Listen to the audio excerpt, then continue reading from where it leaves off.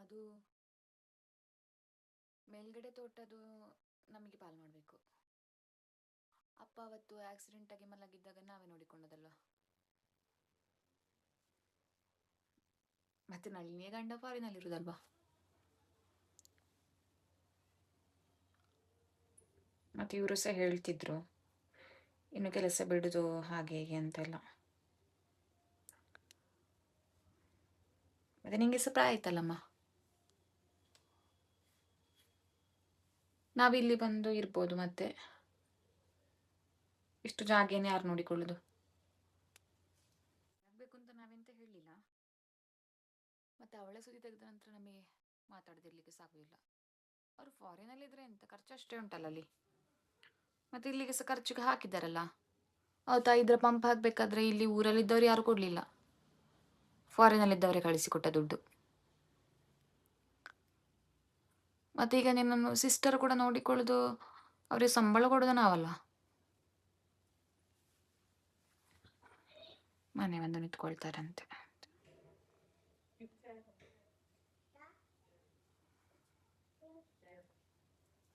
ಮೇಲಿನ ತೋಟ ಅವಳಿಗಾದ್ರೆ ಅದು ಕಾಳುಮೆಣಸಿದ್ದೆಲ್ಲ ನಂಗೆ ಕೊಡ್ಬೇಕು. ಮನೆ ಕೂಡ ಎಂತಂತ ನೋಡಮ್ಮ. ಮತ್ತೆ ಜಗಳ ಮಾಡಿಕೊಂಡೆಲ್ಲ ಬೇಡ. ಅವಳಿಗೆಷ್ಟು ಇವಳಿಗೆಷ್ಟು ಅಂತಲ್ಲ. ಸುಮ್ಮನೆ ಮಾತು ಕೇಳುದು ಬೇಡ.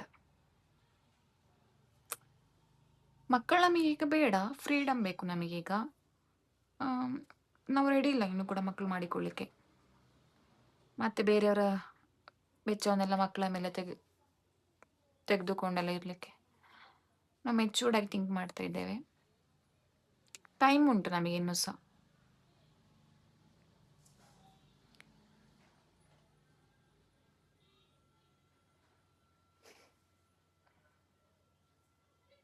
ಚಿನ್ನದಲ್ಲಿ ಅದು ನಿಂದು ಪವನ್ ಮಾಲೆ ನನಗೆ ಬೇಕು. ನೀನು ಅವತ್ತೇ ಹೇಳಿದ್ದೆ ನಾನು ಚಿಕ್ಕದಿರ್ಬೇಕಾದ್ರೆ ಕೇಳಬೇಕಾದ್ರೆ. ಅದೇ ನೀವು ನೋಡಿಕೊಳ್ತಾ ಇಲ್ಲಲ್ಲ. ಈಗ ನಾನು ನಿಮ್ಮನ್ನೆಂತರೂ ಕರ್ತ್ನ ಫೋನ್ ಮಾಡಿ. ಸಿಸ್ಟರ್ ಎಲ್ಲ ಒಂದು ಮಾಡಿ ಕೊಡ್ತಿದ್ದಾರಲ್ಲ ನನಗೆ. ಕಾಳುಮೆಣಸು ನಮಗೆ ಕೊಡಬೇಕು.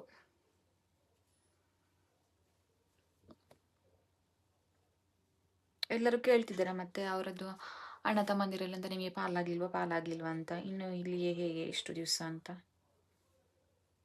ಇಷ್ಟು ದಿವಸ ನಾವೆಂತ ಮಾತಾಡ್ತಿದ್ದೆವು.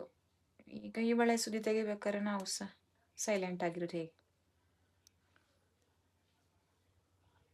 ನೀನು ಇರ್ಬೇಕಾದ್ರೆ ಒಂದು ನಿನ್ನ ಚಿನ್ನವನ್ನೆಲ್ಲ ಪಾಲ್ ಮಾಡು.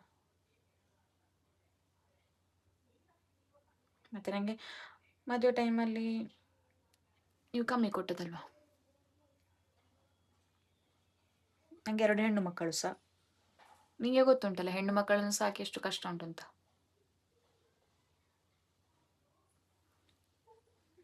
ಅವರೇನು ಸಹ ಮಕ್ಕಳು ಸಹ ಮಾಡಿಕೊಳ್ಳಿಲ್ಲ. ಅವರಿಗೆ ಎಂತ ಹಿಂದೆ ಮುಂದೆ ಎಂತಿಲ್ಲ. ನಮಗೆ ಕಷ್ಟ ಇರುತ್ತು. ಬೇಡ ದಿಂಬು ಬೇಡ.